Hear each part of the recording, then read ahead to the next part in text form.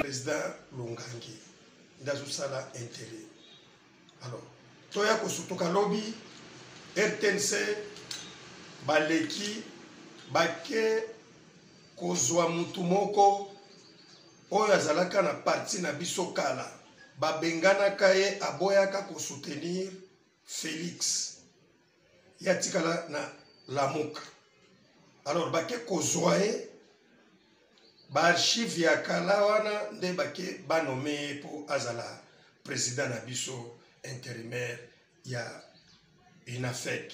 Alors, nde Biso Tolobaki, vraiment, biloko ekosa le mandengeni. Toza na stati. Alors, na pembeni ya président de la République, atala bien bazoko kosaye. Biso baba tika ki biso na maboko na ye. Jusque là, toza na dette morale mon côté, ya mutu aye kota na biso lobi bozwa mbongo yo po bolanda ngai. Biso toza kaka sima ya chef de l'État.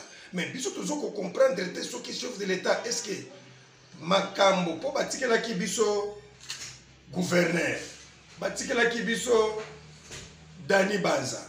Ce qui toza na problème to ebisai, to ebite so ki bakenda ka ko ebisa président de la République qui mine. Alors tozo mona makambo wana ezaflu.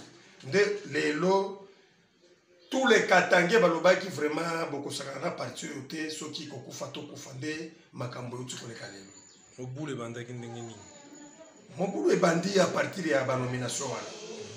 Mais ba policier baye tango ba policier baye babandi kobeta masasa